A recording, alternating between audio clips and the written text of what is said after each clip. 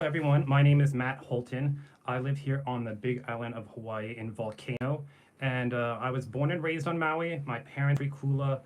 I have a lot of ties to the island of Maui and have been concerned about um, what has happened during the wildfires as well as what is still happening on Maui with so many questions unanswered and not much transparency. So what I've done is I've put together some information that I feel is important or that you might want to share or read about some of the latest updates from Maui. So everything I have is in the description below.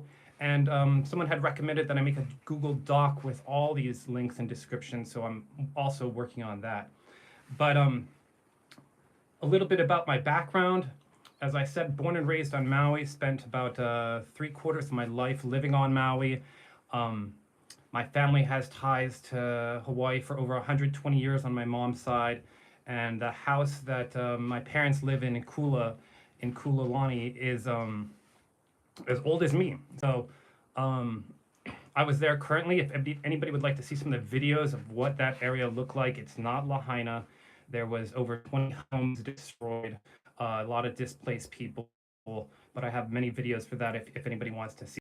But what I'm going to do is I'm going to go over some of the things I have in the description below. You know, if you just make it to this little past this point and you just check out some of those links, I hope this has at least value for you. So, and always, it's like, I want to think first of the people most directly affected and how sharing their story and how you people out there can keep helping and keeping this story alive as the destruction that is still happening on Maui and the economic consequences is very dire and real. So, right, as always, KPOA, anybody who's not from the islands who wants to get a feel of what it sounds like to be in Hawaii, KPOA 93.5, there's a link below. They have great music. One of the best ways, I think, to keep yourself in touch with what's going on. And the music, you know, since all this happened, we've been staying in touch with KPOA. We listen to it daily so we can get a pulse. And it's just uplifting. And the Hawaiian music is just, anybody who's listened to Hawaiian music is just sweet melodies.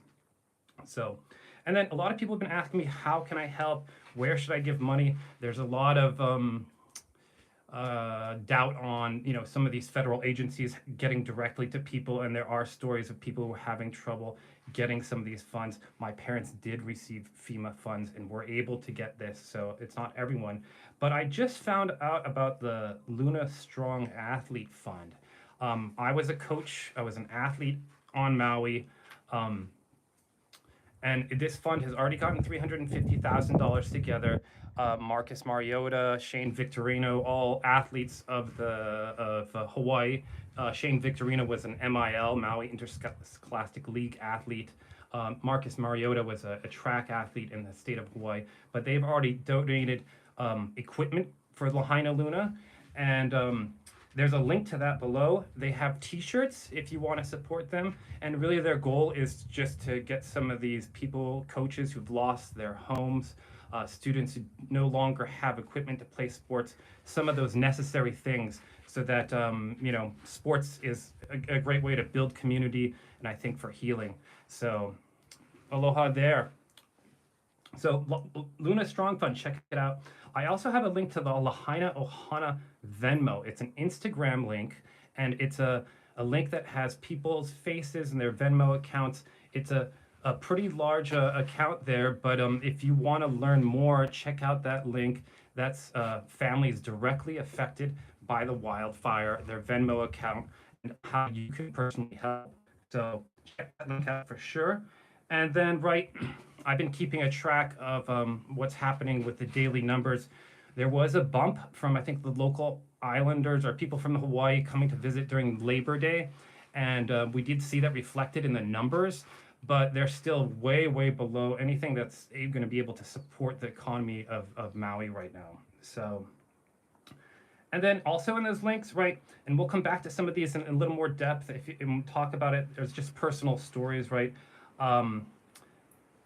this guy did a videography of Lahaina before the fire, and he put together I don't know how many shots of Lahaina. So if you have never seen Lahaina, that video of Lahaina before the fire gives you a pretty romantic view of what Lahaina looked like and it felt like. Leah, great to see you.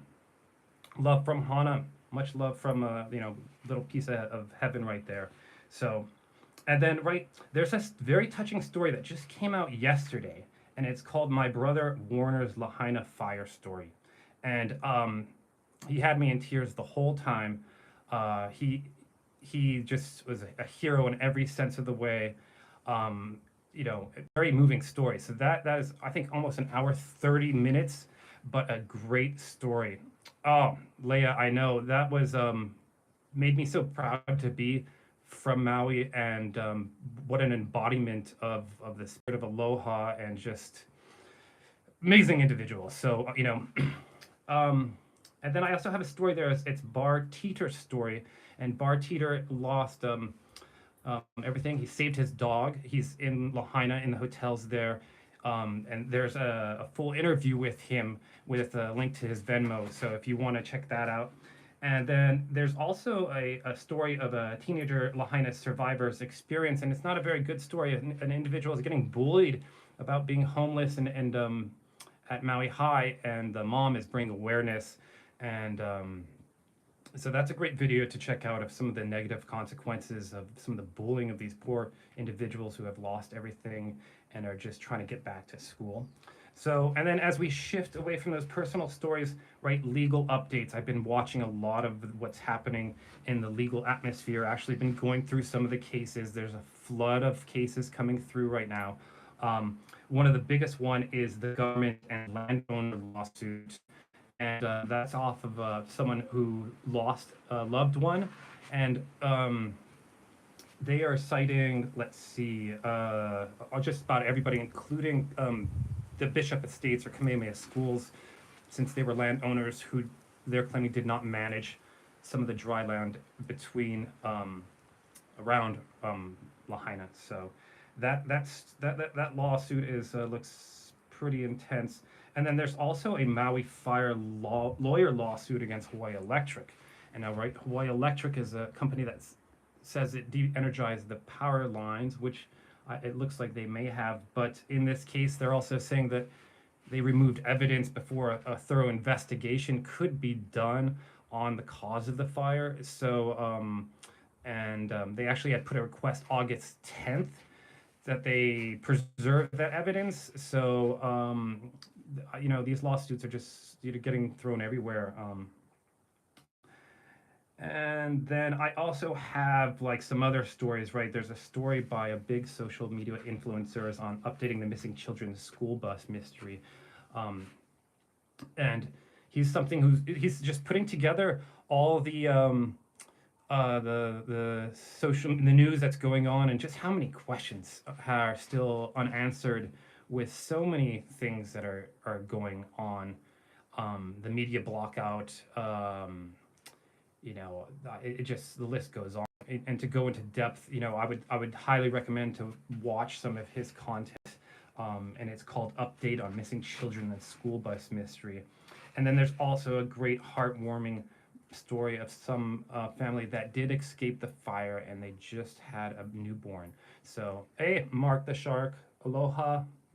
Great to have you out here checking out the stream from up here in the volcano. So, and then finally, at the very end, I have a little, actually, it's a long video. It's Andy Bumatai, all in the Ohana. And Andy Bumatai is still a comedian.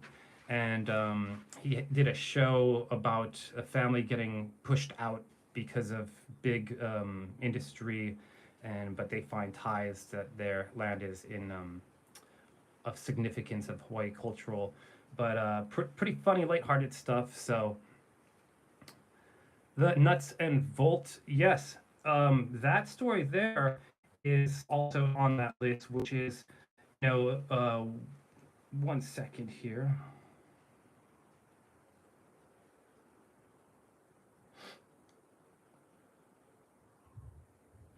But the nuts and bolts story, that's a story there in the link about, I think, a paramedic or an emergency response person who was um, patrolling the day after the fire or shortly after. And he brings up a whole, hmm, I didn't know about that, Billy. I'll have to look into that. But he just brings up a whole bunch of oddities and anomalies that he saw while he was patrolling in the emergency area. So definitely a very interesting story that just came out. And uh, excuse me.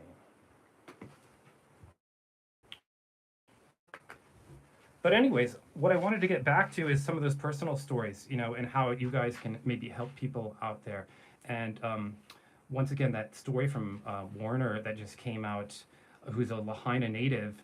Not to summarize everything about it, but it was a story where he had to escape with his family. He was stuck out in Kanapali. He had no gas, and he just gave away. He didn't accept any money. He told people, "I need water." There was saints, and then as soon as he was able to get back to the other side of the island, the first thing he did was him and his boss got as much gas out there until gas was pumping. But he is someone who's doing everything, who lost everything, but yet is doing everything right. And as I said before, it made me just maybe reflect on my own values, my connection to Maui, and I think um, it also made me realize what heroes look like. And we don't, heroes are all around us. I guess sometimes there may be bad actors, but there's neighbors of ours who really do some amazing things. Even in my parents' neighborhood, their neighbor stayed until almost midnight fighting the fires up in upcountry Kula. So it's amazing how even in that story, it's the strength of the community of the people of Maui, and Hawaii comes together in these horrific events, but that strength of community where everybody just chips in, or, everybody hooties, everybody pulls weight, and just helps with no intention of anything for themselves. So I highly recommend that story. It was gut wrenching for me.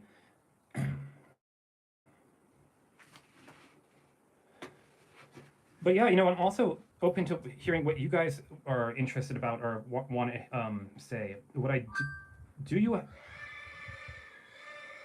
Well, we have a wild pig not too far away from me.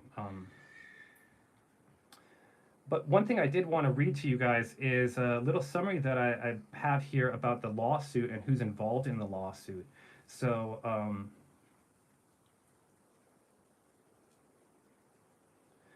right, this is one of the big lawsuits here that is going against Governor Green and his action to use an emergency proclamation to sort of sideswipe and take some of the things that city and county ordinance should have in housing projects with a bigger plan. But let me read this to you just shortly here. Right, this lawsuit involves several organizations such as Earth Justice, the ACLU of Hawaii, and Hawaii Advocates for Truly Affordable Housing. The advocates for truly affordable housing have been bringing the small homes there, and they were the first to get some of these small homes on the ground. And right, these organizations are taking legal action against Governor Green and other elites like Nani Medeiros, who was the acting governor or lieutenant governor as this was happening, and the Building Beyond Barriers group. The core issues that Governor Green issued a proclamation on July 17th, 2023, invoking emergency powers to address the lack of affordable housing in Hawaii. Right, the odd thing about that was weeks before this emergency happened. So kind of just odd in the timing at the very least. The plaintiffs argued that the housing issue does not qualify as emergency under Hawaii Revised Statute HRS Chapter 127A. They claim that declaring it an emergency, the governor is sidestepping the legislative process and potentially ignoring laws that the public has agreed upon.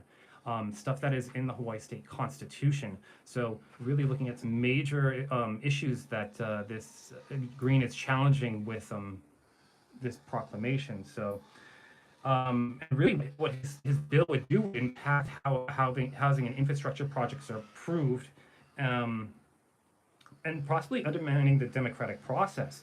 So Hustle Bitch is a good one for the Starkey. Yes, I know. Hustle Bitch is, I have a link to his video below, and he's putting together quite a bit of content on what's happening on Maui, um, and you know,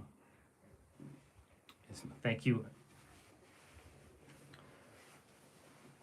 Yeah, you know, I think that's true. You know, Christina's out there on the commentary, and we've been trying to get updates daily from different sources, as well as just reading articles about what's going on for us, just to make sense of you know, what is going on. You know, so Joe, aloha. How's life in Volcano? Volcano's great. We have no activity in the summit right now. It's very green here. Um, it's the flowers are blooming. You can see we got some banana trees behind us that we put in a couple of years ago. So, hello from Colorado. Yeah, no, I'd love to see where are some of you people from, and have you some of you guys been to Maui? Have some of you been to Lahaina? Have you experienced the sunset in Lahaina? Nancy, great to have you here.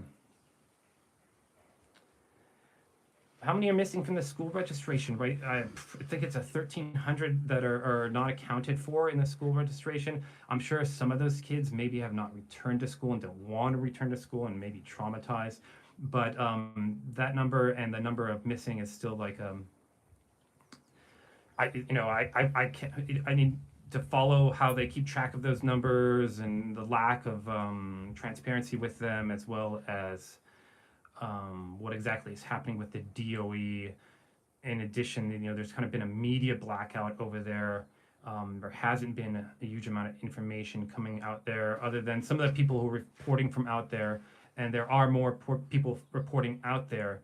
So, but not that many.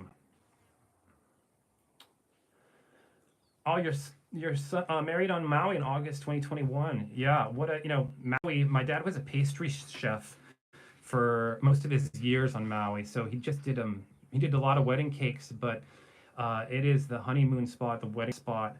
Um, you know, the biggest problem is what happens when you're someone from Maui. Where do you go? And a lot of times, my brother and my sister, my brother-in-law, my sister went out here to an outer island, or they go to Vegas. But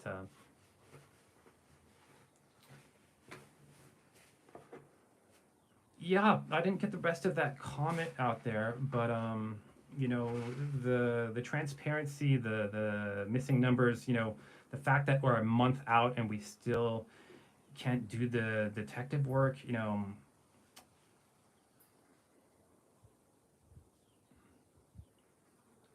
Yeah, you know, I agree. I agree. You know, we do things like the U.S. Census and things like that, where we try to take a head count, or at least, you know, match things up. Um, can residents go in the burn zone of Lahaina? Right now, it's cordoned off. I've don't know if too many people have had access there with permission. They're in a phase of just they finished searching, but there is a perimeter, a dust perimeter, and there's no drones. I think the EPA is in there right now, marking or taking away toxic materials. That's what they did up in Kula, my parents' place. They dealt with the homes in Kula, and they are now all their attention is there in Lahaina.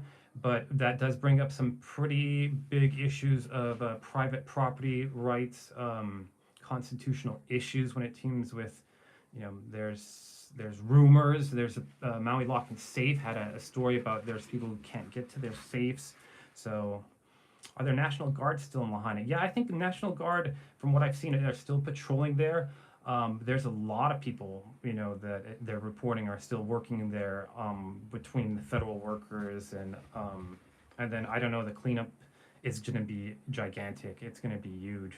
So, um, but I have not seen any mainstream media. Right, there's one guy who's trying to get more information about those police officers who are blocking off corners. That they're, there's video, there's multiple accounts, but the police of chief is not really doing much to gain, I think, any support from the community or anybody for what should be accountable. So, you know, it's likely that they might be facing criminal charges, and then they're not going to be able to say much, I think, about anything. So, um,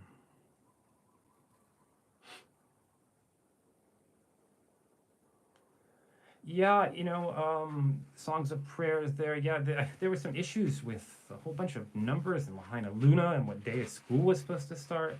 Um,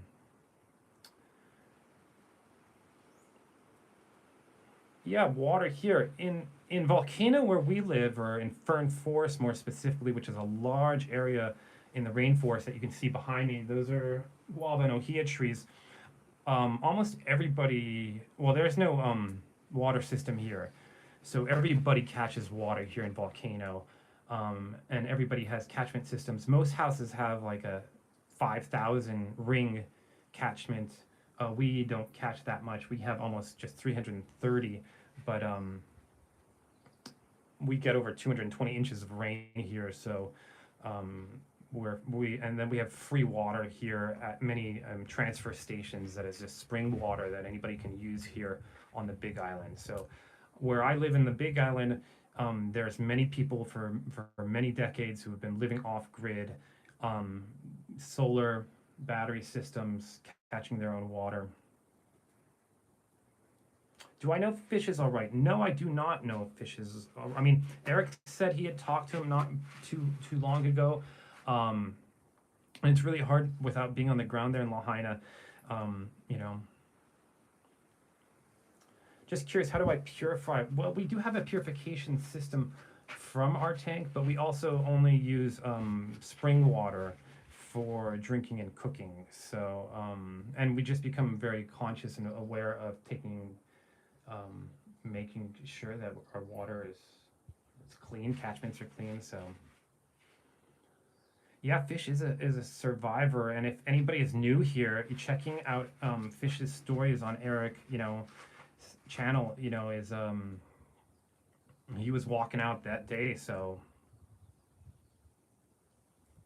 yeah, here in the Big Island we have a giant water table. So water is not like as big as an issue as it is on Maui, where Maui water issues have been there since basically property rights, and um, water has been or redirected from the slopes for plantation, and now for the hotel industry.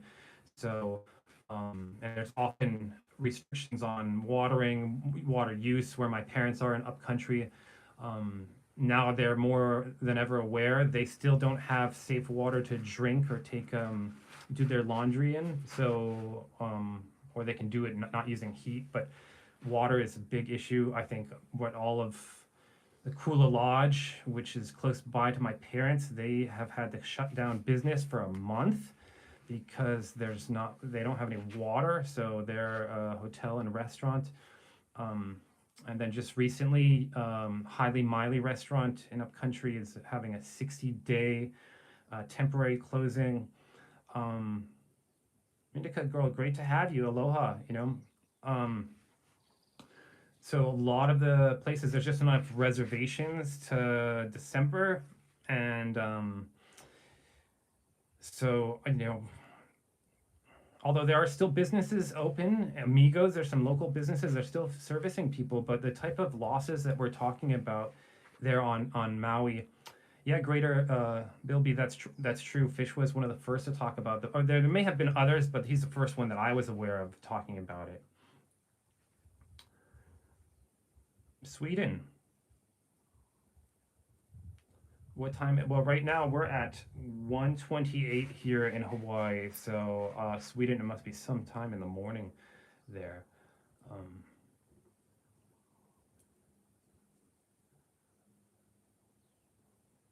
but this has all been quite a wild ride, and I didn't think I would be covering this sort of information coming from um, Masonic Lodge or Billy B. I'm not sure exactly which one you're talking about, but the main lodges in Upcountry Kula, the Sandalwood and the Kula Lodge are still there.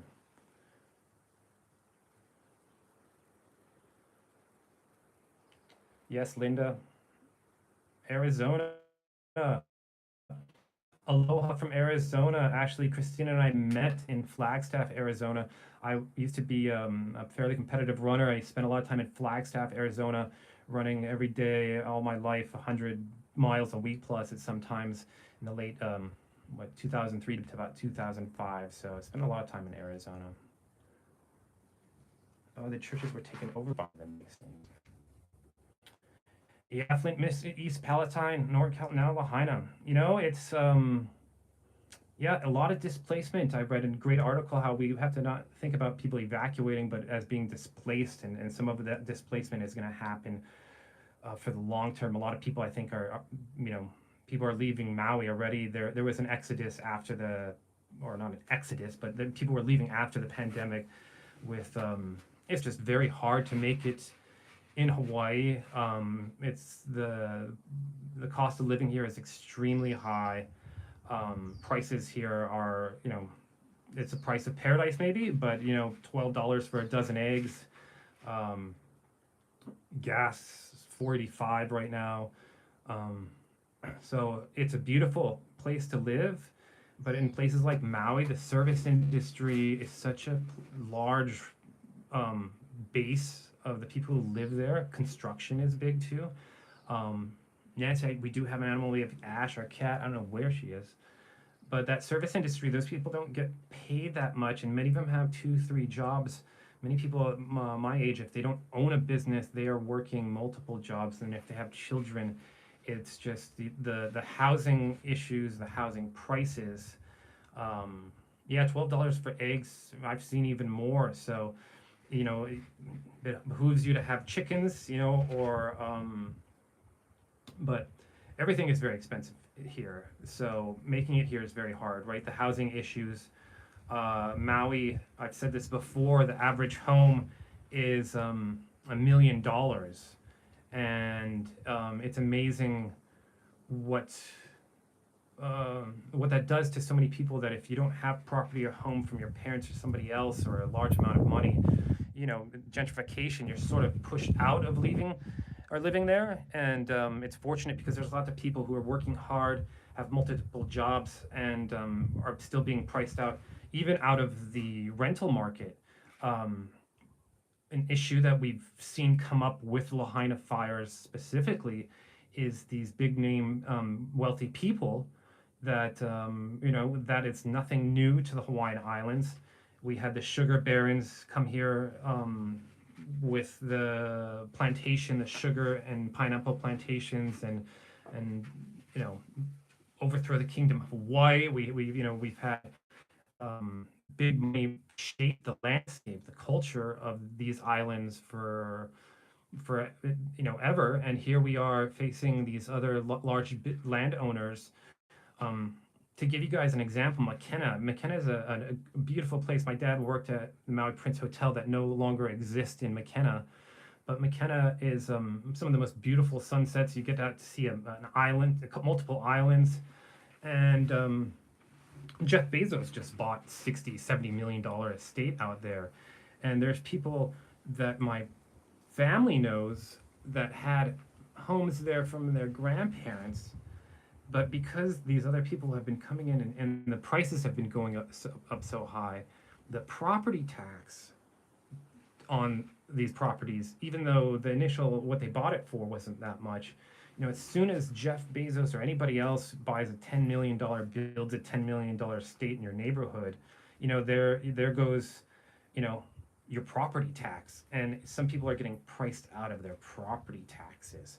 So, or priced out just based on their property taxes. So, if you have land in Hawaii, you still might get pushed out just because of increasing, property tax prices. So,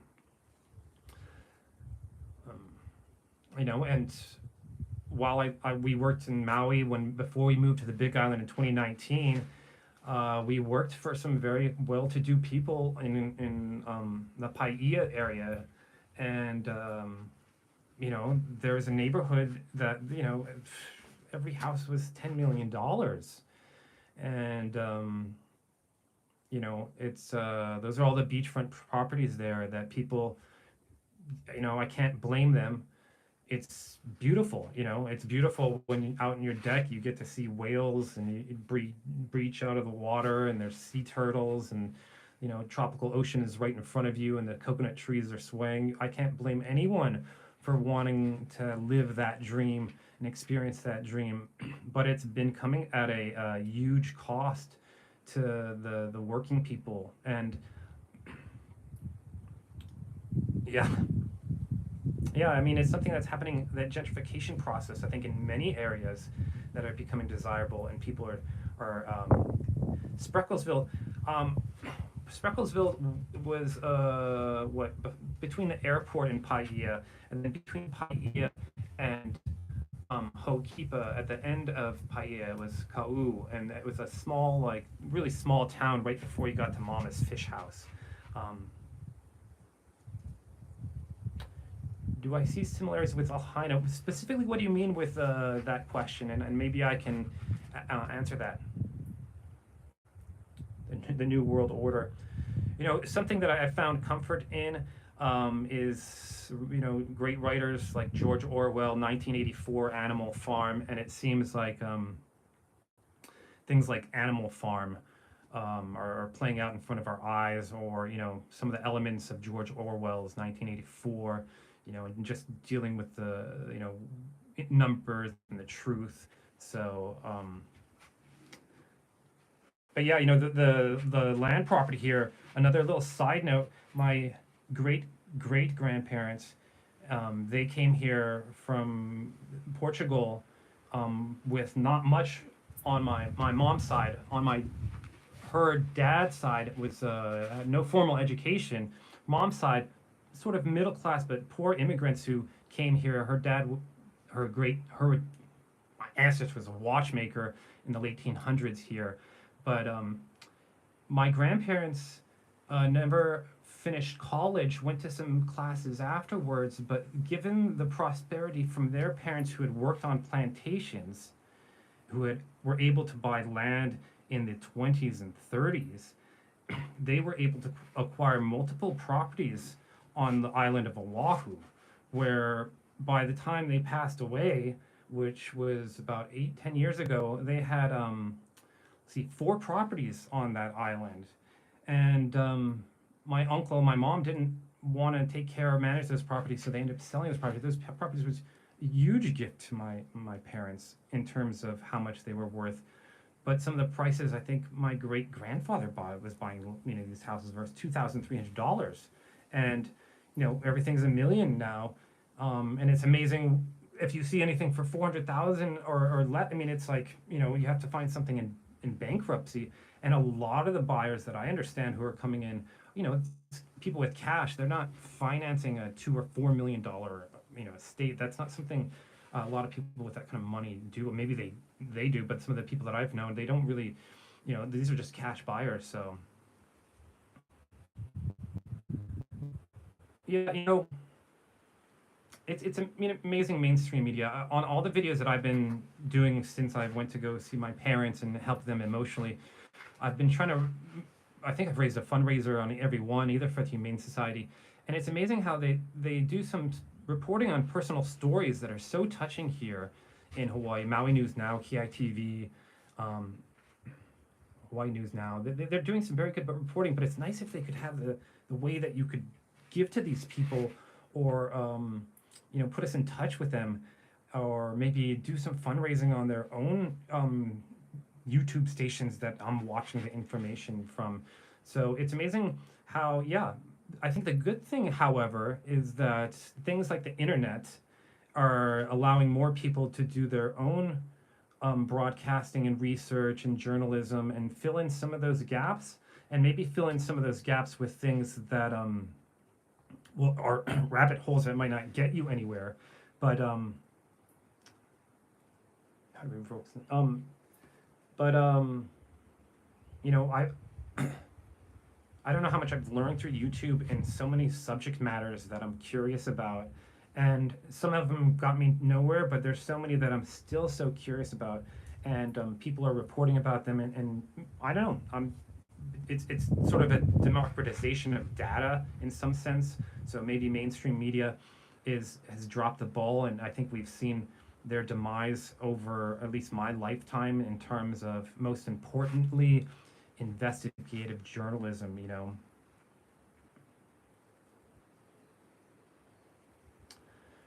yeah, you know, I think Eric's really going to focus on just getting money directly to people. You know, it's obviously a controversial thing when you're fundraising, when you're dealing with large sums of money, and and you know that's always an issue, whatever the intent is. So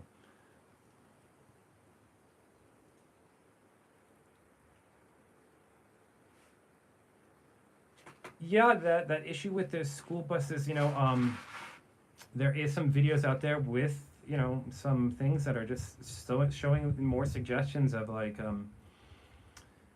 you know are what are they what how much are they not telling us, which is the most troubling thing, and when are they going to be accountable, you know? So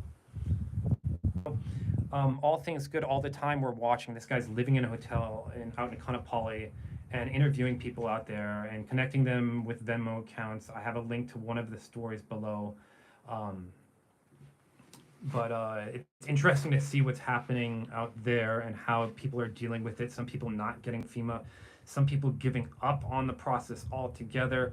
Which you know, I really, if anybody knows anybody out there, it's like, hey, these processes sometimes they're no fun, but you know, being on SNAP or being on unemployment or doing this paperwork after anything, you know, during the pandemic, we did all these things, and you know, it seemed like there was barriers all the way, but we didn't give up because we realized that these were actually entitlements that we had, and that we had to be our own advocates and make sure that we got what was deserved to us because we had done things at least the proper way. So yeah, Craig is a great guy. If anybody hasn't checked out his channel, I highly recommend it. He was there day one. He was actually there when the smoke, he had to leave the neighborhood. He shows how quickly that fire, you know, smoke filled in neighborhoods. You know, he was at a sleeping outside the church or in Kahului. He's just been going on this roller coaster of a journey with friends that he's meeting and sharing it with all of us. And he's just like all of us, you know, and he is just doing his best to broadcast and keep some positive vibes out there. So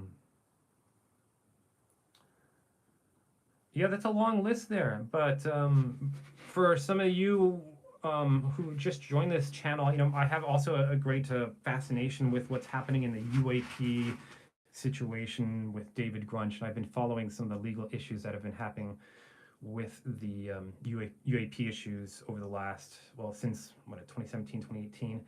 And, you know, it comes down to trust, accountability, and the lack of it, really. So, yeah, he's a classic working dude. I believe he was a server or someplace, but he's just Craig's awesome. So tell him that Matt sent you there. Tell him, you know, and he's got a Venmo account.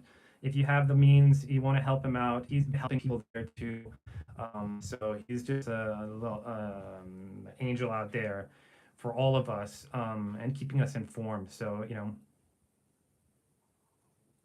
yeah, art. We're doing great. Christina's up working at a gallery right now, and she'll be going over to Maui. But you know, we're trying to digest all this. You know, we're away from it. But thank you for your thoughts. It means a lot, and it keeps me doing this. So you know, and look into those stories. Share these stories with the links below. You know, I think we all have a role of hearing some of these just amazing stories and the troubles and difficulties. And you know, Werner's stories is in the link below. You know, every part of it just it sounded like a superhero movie from this working class guy who's from Maui, and you just root for him the whole way. What's Craig's channel? His channel is all things good all the time, and let's see.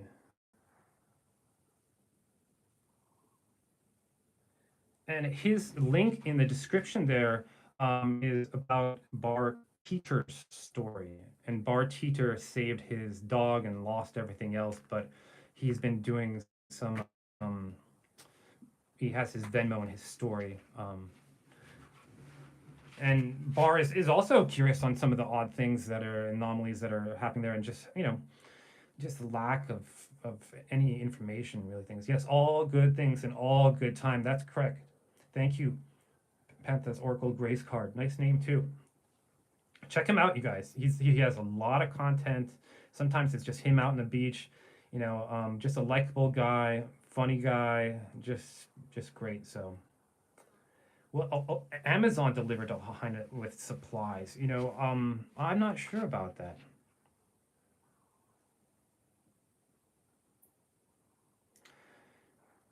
I listened to the count. Yeah, that Warner one is very moving. The missing kids, it's really just, DOE is trying to reach out, I think, to some of the parents there, but there's, at least through the DOE, somehow they're leading it. They're the ones who are saying that there's a whole bunch of people who aren't accounted, who basically aren't enrolled at school right now. So, right, another thing I have in the description below, I talked about at the beginning, I just found is the Lahaina Strong Athletic Fund.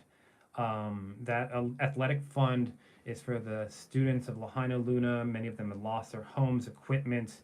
They have T-shirts. A lot of people have chipped in. Some big names from Hawaii: Marcus Mariota, Shane Victorino. They have $350,000 raised, but they're just trying to get some of those kids out in Lahaina to have the facilities, the means to play sports. And sports has played a very close role in my life. It shaped who I was. I was a high school runner. Yeah, I ran it, on Maui, and I continue running throughout my life. And the life lessons that I've learned, and the mental toughness that I've gotten to not give up, I got from sports and people supporting me through my sports. I also paddled canoe, and that sense of working together that many people who live in Hawaii, who've grown up here, probably paddled canoe. It's a connection to the area, the land, to people, to community, to fundraising, to events that it greatly shaped who I am and who I've become. So, Christine Hut. Oh, yeah, I'm out in this hut that I built. In 2019, we moved out here. If anyone is interested, before we moved here, I spent, I don't know how many years that was, about 10 years just recording and video recording things that I found interesting in Maui. And so I have drone footage, I have windsurfers, kite surfers, jaws, upcountry, Maui Marathon, a little bit of everything. Every little corner of that island that I enjoyed, I tried to document, mainly for myself and for family and friends. But check out some of those videos, and it'll give you a picture of, I don't know, my connection to Hawaii before we moved out here into Volcano. Live off the grid. We built our own home. We lived in an RV for a while, and that is also documented in both my channel and Christina's channel.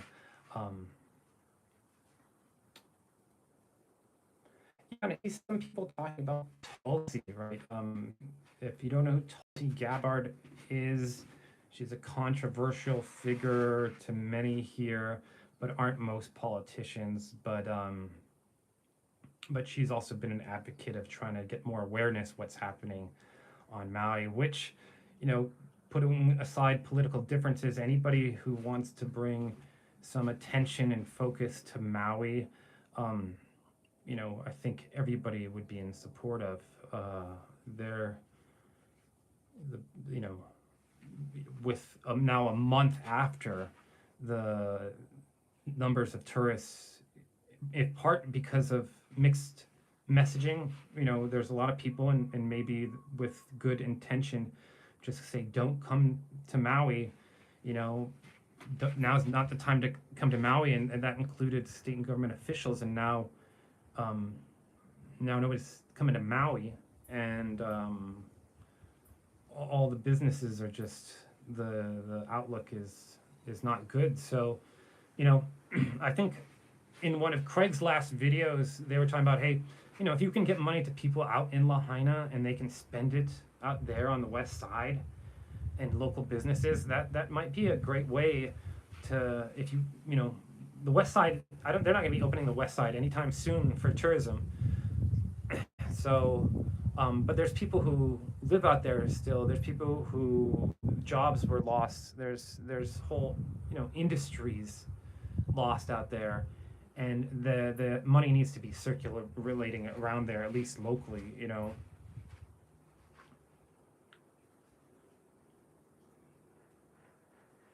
Yeah, FEMA, you know, has played such a probably positive role for so many, but at the same time, there's been so many issues at higher level management that can't be ignored. Is Upper West Side is open? You know, they have power there, but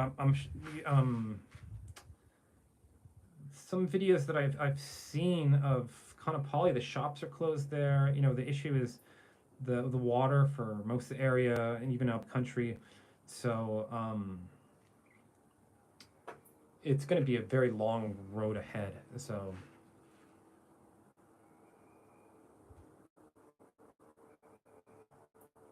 yeah, Rosie, you know, there's a lot of people who are concerned about something they've been concerned about from the beginning here, which is property rights, you know, land title. Um, you know, in the lawsuit, the case against Green and some of his plans for these emergency proclamations, you know, I did learn a lot more about these other committees and what they were proposing for to going forward. But one of the first videos I did on this issue was a highlight from a county council meeting, which was over 5 hours, and I tried to trim it down to about an hour and 15 of some of the most impactful statements and testimonies from community members. And it seems like the voice is very loud that people aren't trusting Green's what Green wants to do here, and you know, their voice is being heard pretty loud. It's you know, what are these politicians going to do? You know, and unfortunately, the lawsuits are just going to be mounting up on this whole issue, and I don't know how you feel about attorneys, but either way, the legal system is going to be a way that some of these things are going to be resolved. When it comes to the legal issues, right, you know, the damage in Lahaina in property, they're saying, is close to $6 billion. But when we also look at, you know, things like pain and suffering, or when we look at loss of, you know, business or loss of tourism, you know, those numbers get extremely large, where we're talking hundreds of millions a month of loss in tourism due to the slowdown, you know. And what we're seeing in the unemployment numbers, the last I checked, it was, what, 15,000? But it's been hard to get good numbers. I saw that in a newspaper the other day. So, yeah, affordable housing, you know, it was a joke kind of in Maui. I remember they had this affordable housing, and it was like $500,000, $450,000, and it's like, that's not affordable to me. Like, read all of President Executive Order. Bad news. Tulsi Gabbard. Yeah, you know, I'll be looking at some of those things. It's a lot to take in and absorb when there's so many stories evolving out of what's happening out of Hawaii. Build Back Better. Yeah, there's a clip I saw of a whole bunch of people saying the exact same thing, and they got to work on more creative slogans, or I don't know, not being so obvious in the messaging, and but what a world we live in, you know, Maui, Hawaii, the pandemic was just, the unemployment skyrocketed. They shut down the islands for tourism, basically. You know, Fortunately, they were able to supplement people's income, and I think that's really what would be great to have now. Is could we have some sort of aid other than Oprah and The Rock to, supplement unemployment insurance, or because I don't if you're traveling to Maui, they estimate that it's like $270 a day per person to visit Maui. So, you know, that gives you a little concept of what it costs there. But grocery shopping, everything, it's tough. It's tough. And much like maybe people throughout the U.S. and the globe, the interest rates, the economic situation, a natural disaster, any sort of disaster of any sort, if you were barely making it and, worried about interest rates, you know, how much more of a humbling experience could you have? Um, so,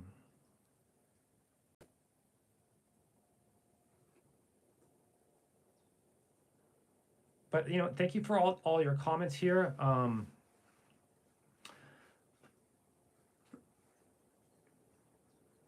Overall, it's been pretty positive.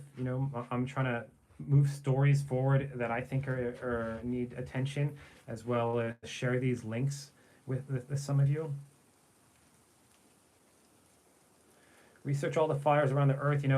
I was looking at satellite imagery when the fires broke out, and to see how many fires were covering the globe and Canada, it was depressing, because you're like, whoa, well, Kula's on fire, Olinda's on fire. Oh, now Lahaina's on fire. And I pick these up. It's like Canada, Alaska, Washington, Oregon. It's like, yes, thank you. Thanks for reminding people. Hey, share this button if you like this content. If you like what I'm doing here, I have I'm an artist. I'm working on writing a book. I'm a coach, but my main source of income is YouTube videos, and it's a way something I really enjoy doing it, but it's also a way that I make a small income. So anybody who supports this channel in any way, um, and all of those who have already helped out with some of the fundraisers, Jesse Joseph, we did a video for him, and we've seen some action with the Venmo there, as well as the Humane Society and the Maui Food Bank. Um, Design a cool shirt. Yeah, if you look at some of the products, I did make some test shirts for Aloha Kitty that some people actually have purchased already. There's a tie-dye one. So, but I've been thinking about something more specific, like a Don't Tread on Me kitty or something for Lahaina, maybe to do a fundraiser. Christina and I are also working on maybe a children's book that we can do some sort of fundraiser donation for. And something I'd like to remind people out there, if you can share this with people, wherever you're from, especially if you're from Hawaii, but wherever you're from, taking time to engage in the democratic process, which for me, sometimes that's writing senators, sometimes it's writing whoever will listen. And sometimes that act is maybe more for me than it is for the senators. But I think it's good to know that these people, that we're aware of what's going on. And if enough of us, squeaky wheel gets the oil. So, bring it to your senator's attention that these things matter to you, or whatever matters to you. I've written Schatz, I've written Hirono, I've written Roth, I've written, who's our mayor, I've written our governor about different issues. And it's a practice for me, but I also see the ones who care and actually write back. So, um, I was shocked that some presidents and former presidents are actually very active in writing people back, which means, hey, they at least care. So don't be afraid to write um, someone you know in power. Maybe it's someone in your county council. Maybe it's someone closer to you. Maybe it's someone in the state or house. You know, you have to let them know. And while calling or sending an email or writing a comment on something might make you feel good immediately, spending some time and actually collecting your thoughts and sending it to someone, you know, um, Hula Shack, thank you so much. Yeah, you know, thank you. That's just awesome because anything we make access in this channel, we have some families that we know were directly affected where my parents live in Kula. And, one of the things I was thinking about, Christmas, some of these things, and letting other people know that, what, we're all in together. We're all, and people just care, and I think Maui has shown me, there's a saying, Maui no Ka'oi, Maui's number one, and leaving Maui has been a love-hate relationship, letting it go, some memories, and living here on the Big Island has been a change and a transformation for the best. But through this horrific incident, I'm seeing what that really means in these trying times. So thank you very much. That's awesome. I think I'm also realizing through YouTube that YouTube is a great platform to do fundraising. And my first experience with this was when I went to a trip in Kenya in 2019 with a student I was coaching. And someone reached out to me and said, hey, can you do a video for Kendor Primary? They need to do some fundraising. They had nothing, porta potties. They had farmland, but nothing to do with it. And I went out there and I said, you know what? Yeah, I can record this. And it was such a touching experience to complete strangers. And, the headmaster, the teacher, it was just one of the most heartwarming things. And I realized, wow, some of these fundraising efforts, it's my ability or all of our abilities to, put a little pebble in the bigger pot. And it's like, I'm reminded, and I've been telling Christina a couple times about the children's story about the raven in the water. And I don't remember all of it, but the raven has water in a bucket and can't reach it. And is smart enough to realize that if I just put a lot of small pebbles in there, the water level will rise and I'll be able to drink it. So, all these efforts that we're doing, they're just small pebbles into hopefully just rising up the spirits. But if we all chip in and do something, if we all take our time to listen to other people's stories and reach out to them, our compassion, our aloha can be amplified and really get to those people who need it, which are these just, amazing working class people of Hawaii, of Maui, and this thing has just all been so humbling for, I think, anybody connected to this, as well as, all the other traumatic experiences that are going on in the world, not to mention this ongoing battle out in the other side of the world, with the tensions that exist around us everywhere. But the human spirit, and oddly enough, through the internet is pretty strong. But thank you so much. Yeah, and if anybody has any questions that I can take on or maybe address about it, some of these subjects. So yeah, first about the building structures. Yeah, there's a lot of old wooden building structures in Lahaina. It was a tinderbox, compressed cane with like arsenic. Canic is what it's called, toxic, just really wood structures, some old buildings there. And that question about when did we go off grid? We went off grid in 2019. So here we are, 3 years later, off the grid with all the challenges and benefits of living off grid. So Heather, yep. Why aren't the logos being made of the meetings taking place? You know, those meetings are kind of hard to find sometimes. A Kako 53, who anybody who's interested, broadcast meeting, but even some of the most recent ones, Governor Ige during the pandemic, some of the sunshine laws with all these emergency proclamations, we're a democratic state here. However, I've said it before, Tweedledee, Tweedledum, some of the practices, and I'm not sure really matters, Democrat or Republican, we're seeing some, I don't know, just bad decision making.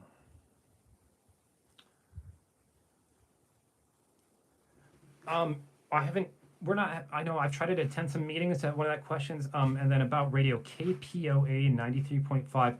It's one of the first links in the description below, and they have great Hawaiian music, information, and updates. So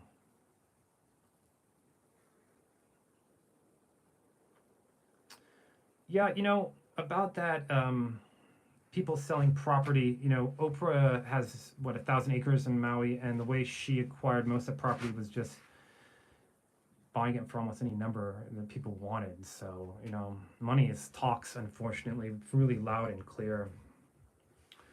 Florida, awesome. Never been to Florida, but another beach, sunshine state. So, aloha from Hawaii. It's great to have people from all over, KPOA, Nokoa, yep. Christina reminding us that is just a great source of sweet melodies and information. And they've just done an amazing job. So you can listen to them anywhere, I believe. And I would highly recommend it if you just love Hawaiian music. But if you want to find out about what's happening in Maui and some updates, they're giving updates. So yeah, asking that, I see that one comment in regard to Oprah and The Rock, and one thing I would say is I would recommend to anyone to apply for that. I did look at their form and was wondering how this would all work, but I would apply for any help. But the backlash was, I think, quite reasonable. Why are they? We're all, we're like in a recession, whatever we're in. It's where people are. It's hard to make ends meet.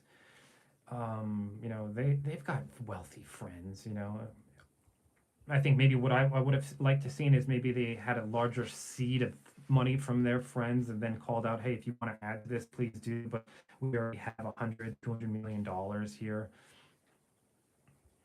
9/11 has some similarities to this event. And it has some very big dissimilarities. We know the biggest one is how the police and cops operated at 9/11, right? Those guys ran up the stairs. We had police on Maui who were just standing there blocking traffic. So hard to make sense of any of it. And then Christina on her channel has a video about John Pelletier, and some research that we had done, who's the chief of police, of the sort of toxic environment and the unhappiness that many workers had before this incident. And so check that out if you want. Oprah is evil. Oprah Shmopra. Yeah, she's a marketing guru, and she's good at having her face everywhere, but Hawaii's have had a difficult time with her for a while.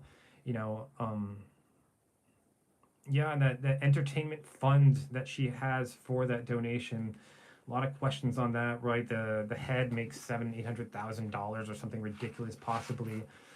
So when any of these giant funds, it's like the accounting and transparency, so, and the trust, and it's like Maui is sure bringing out some of these socioeconomic issues of trust and these gaps between the have and have-nots, or the people who are barely making it and those who have a lot. All of Hollywood is demonic. gotta disagree with that. I had a good friend in middle school, high school. His dad was a songwriter and did the Monterey Music Festival, and old time hippie, and he's a wonderful guy. So let's not judge whole areas by like a blanket. Hollywood might be very toxic in the general sense, but there's people living out there who are janitors and just making ends meet too, and so it's nice to be respectful of. There's people behind all these stories, right? So there may be issues of management within Maui County and the state, and there may be bad actors, but there's always good actors as well. So that good and bad, and being open to who individuals are. We always have to remind ourselves of who we trust and who we let ourselves be trusted to. Yeah, Christina is just commenting about that video, and his handling of the situation has, I think, only frustrated and infuriated people. So crosshatch, yeah, maybe you could expand on a little bit about what you think, the stuff that we're seeing going on. The close down of the whole economy here during the pandemic, and then the disruption and disagreement in politics.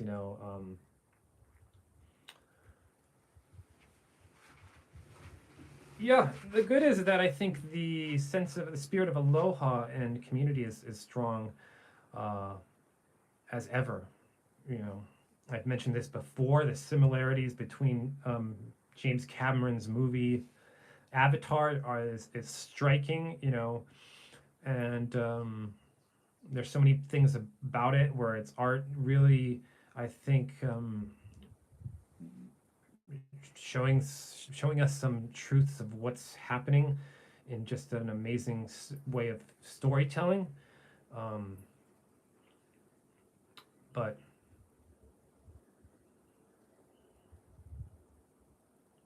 don't call them elites. Yeah, Christina just shared her channel. She will be going to Maui, and we're trying to think about some stories that she can cover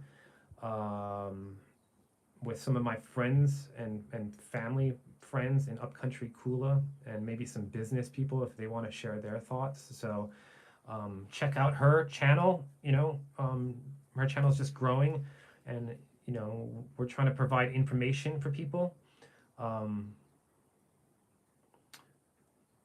Yeah, the Hollywood music industry, fair point. Yeah, I'm just speaking for an individual I know, so I'm just speaking for one person, and that's all. So aloha, elites are now the delete. Yeah,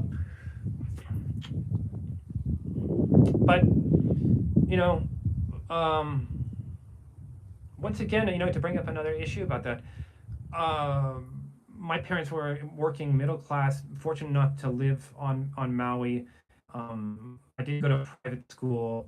I ended up in a public school, Maui High, but I was around many people who families were pretty well-to-do, or came from corporate, or came from considerable amount of money at Seabury, as well as people I went to Kula school with in Maui High, who were, their families came from plantation. And then throughout my life, I bumped up with a whole range of people of all sorts of, abilities athletically, and when Christina and I moved back to Maui, I was doing a lot of coaching and mostly artwork.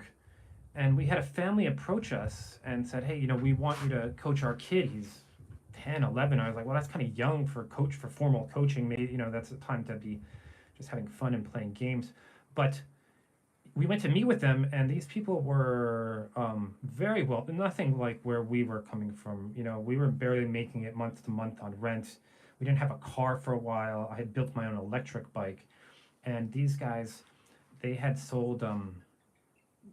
he was the CEO and she was the CFO, and they had sold their software company to IBM for, I think, $1.9 billion, and they were other partners involved. It's not like they made $1.9 billion dollars, but these people were from a different economic stratosphere than us.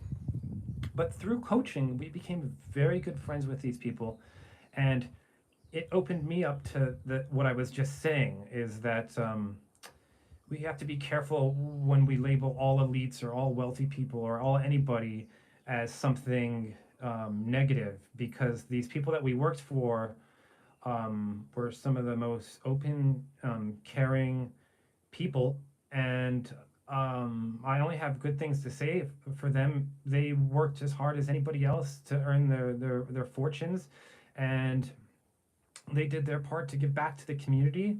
And sitting down and having conversations with them was just like sitting down here and having conversations with you guys. So as challenging and as difficult, and the lack of mistrust that we have in authorities and elites and wealthy, we can't put the blinders on completely to realize that there always is some people out there from whatever group that that we can have conversations with, and maybe is your friend, or maybe can do something or help you just by having your ears open. In coaching, I went to a conference and it reminded me of this same idea. As a coach, do you want to have a big mouth or do you want to have big ears?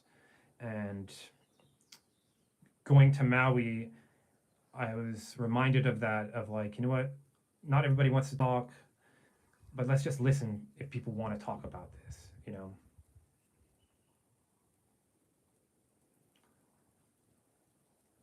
Yeah, the voting issue, right? The voting issue you bring up is a much bigger issue also, right? That voting issue is a low turnout in the United States, but the turnout here is pretty bad in Maui, right? Who shows up to vote? The unions, the big unions, right?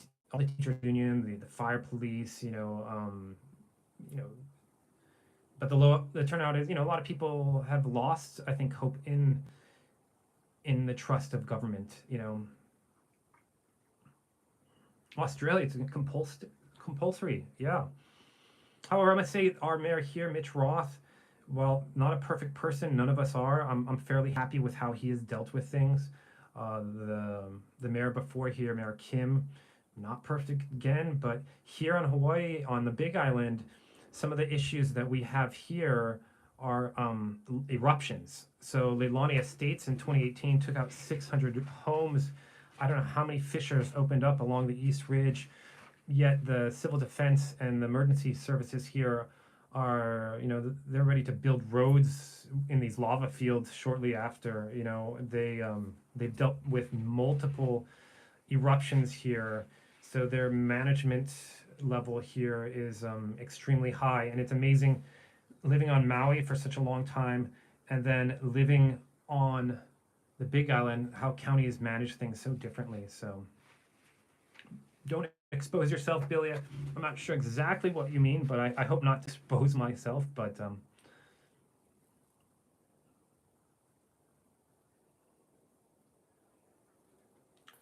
water kits, interesting.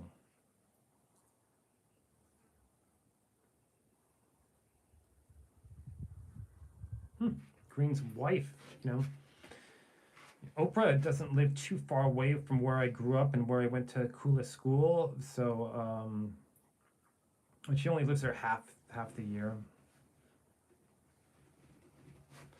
But I think I'll probably be on here for 5 more minutes. But if anybody else has any questions or things that we can address, once again, there's links to stories that I think are important, ways that you can donate, some legal issues, all in the description below. So feel free to watch some of that content. I try to do my best to see what's going on in different ways, and then put that together to share with you guys out in the internet. So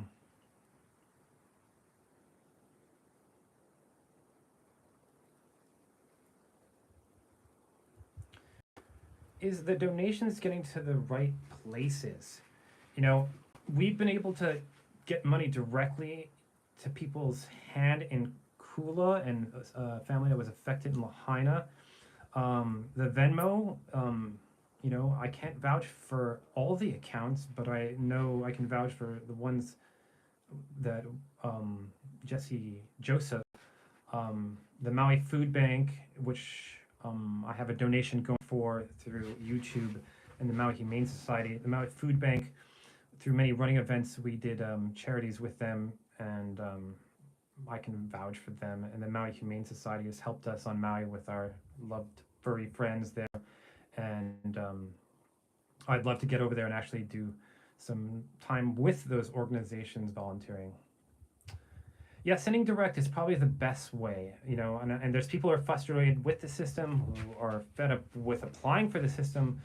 The real problem is how many people, there's thousands of people who need help out there. There's thousands of stories, if not almost 10,000 stories. And with this unemployment, we're talking about like a huge portion of this island who all need help. So I do have that Instagram post with Venmo and families accounts. And then Craig's channel, Eric's channel, they both have some personal stories with Venmo accounts, and that's a great way to directly stories from people directly to them. And I would definitely recommend, right? That's where you kind of have to do your research a little bit and find out who you want to give to, what families you want to help out. There's so many in need, right? You can't give to everyone. So, finding people who have means to help, those are all just great things to do. So, but what I'll do before we go is I'll take a little tour of our yard. I'll turn around the camera. Do not trust people on YouTube. Well, I've seen a lot of good come from people on YouTube. I don't trust all of them. There's a lot of rabbit holes. But I guess I'm on YouTube, so I gotta trust somebody. So,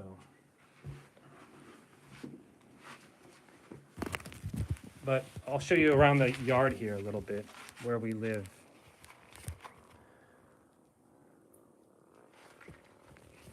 Maybe if I grab the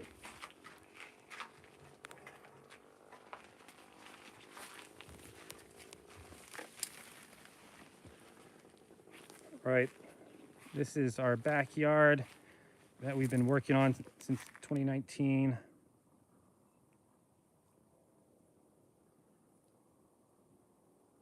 That sounds awesome with those water bags. I think we're going to see a lot of problem solving here with what's happening, whether it's housing, water, electricity. There's solutions. So we have to just we have to share those solutions with everyone. Uh-oh, there's our kitty.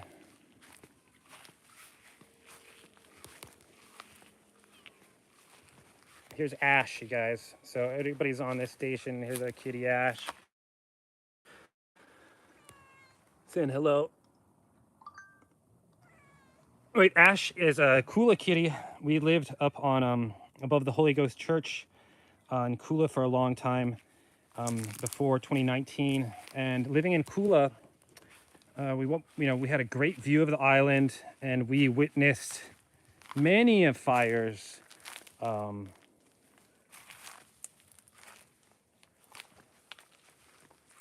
Thank you, Hula Shack. Right, we have 3 acres here in the rainforest. The signal's still strong enough. I can show you some feature here. You can see it's all jungle here.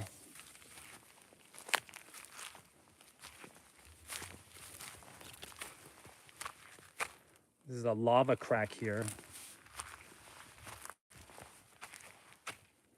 And here we are, just out in the jungle, in the middle, midway through our property.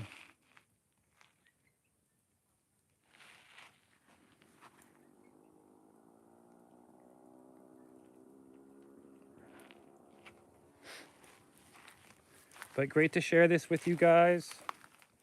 This is what living in the rainforest looks like.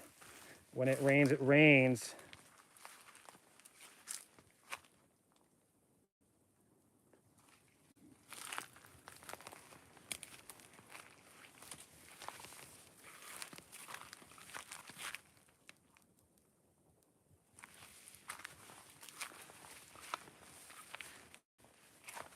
show you guys a little bit of everything here. This is a ginger. End of the summer they bloom.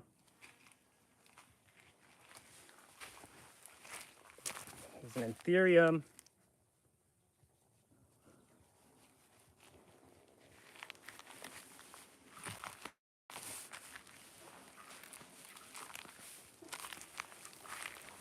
I'll show you our lemon tree.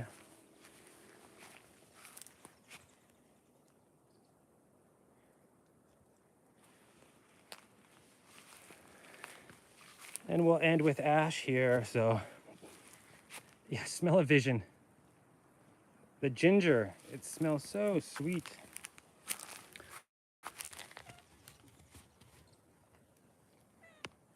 All right, you guys. Thanks for tuning in, and you know, do your part to keep these stories going. And aloha from the Big Island, Hawaii.